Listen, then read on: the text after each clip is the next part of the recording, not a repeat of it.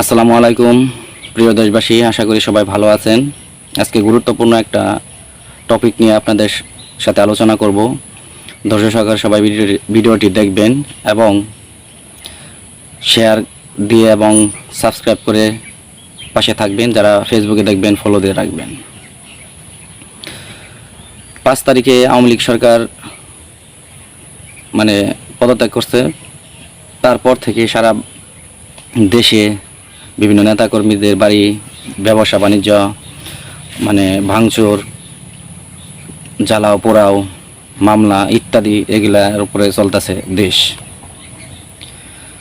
তবে প্রকৃত দেশপ্রেমিক কখনো দেশের সম্পদ নষ্ট করতে পারে না, সম্পদ ক্ষতি করতে পারে না।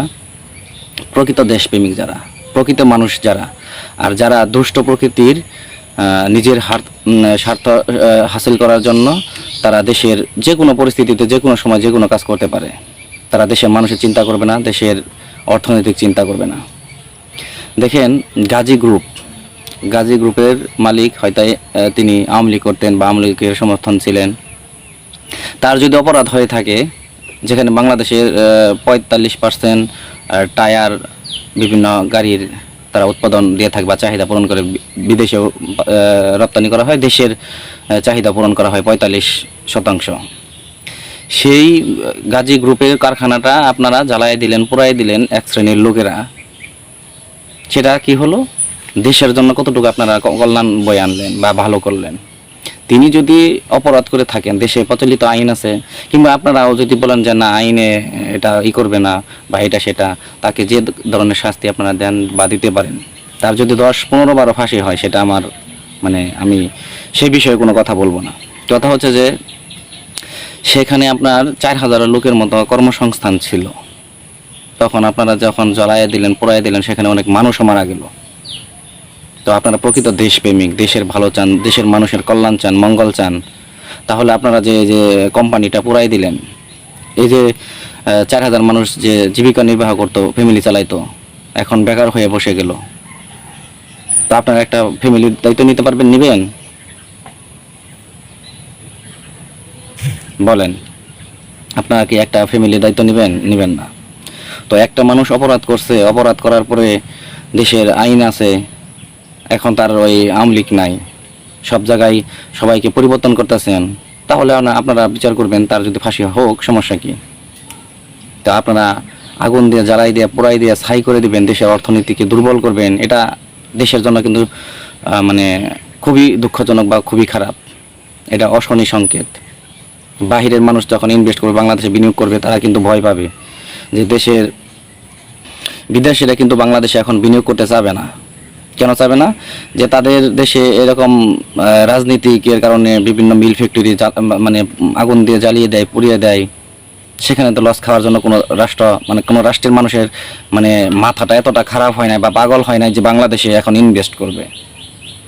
তো আপনারা দেশকে আপনারা আসলে কোন দিকে নিয়ে যাচ্ছেন, কোন দিকে নিতে চান? আপনার দেশ সংস্কার কিভাবে? এভাবে সম্পদ দেশের সম্পদ, প্রতিষ্ঠানের সম্পদ ভাঙচুর করবেন, তারপরে আগুন দিয়ে জ্বালিয়ে দিয়ে ছাই বানাবেন, এভাবে আপনারা দেশ সংস্কার করবেন? এটার জন্য কি দেশ স্বাধীন করছে ছাত্ররা বা আপামর জনতা আপনাদের এই স্বাধীনতার পক্ষে ছিল এটার জন্য? তো যারা এই ধরনের কাজ করতেছেন, দৃষ্টান্তমূলক শাস্তি তাদেরকে দিতে হবে।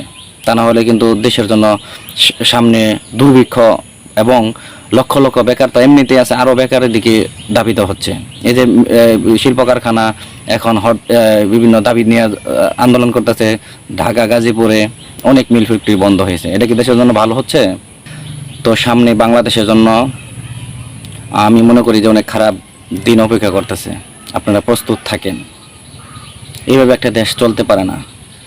আইন বিভাগ একদম এখন একবার নিচে চলে গেছে। কোর্টে তারা আসামি যখন নিয়ে যায়, তাদেরকে রক্ষা করতে পারে না। বিভিন্ন আপামর জনতা, আইনজীবীরাও তখন লাথি, ঘুষি, কিল ইত্যাদি দিচ্ছে। এটা কোনো সভ্য জাতির সিস্টেম না। তো আপনারা বিভিন্ন মিল ফ্যাক্টরি, যে মদিনা গ্রুপ বলেন, গাজী গ্রুপ বলেন বা অন্যান্য গ্রুপে বিভিন্ন প্রতিষ্ঠানের মালিকদের আপনারা সব লুটপাট করতেছেন, আগুন দিতেছেন। কেন? তারা অন্যায় করছে, আপনারা তাদের সমস্ত সম্পদ বাজেয়াপ্ত করে সরকারের কোষাগারে জমা দেন বা সরকারের আওতায় নিয়ে আসেন, সমস্যা কি? সেটা তো আমি বিরোধিতা করি না। যদি অন্যায় করে থাকে, অপরাধ করে থাকে, শাস্তি দিবেন, সমস্যা নাই।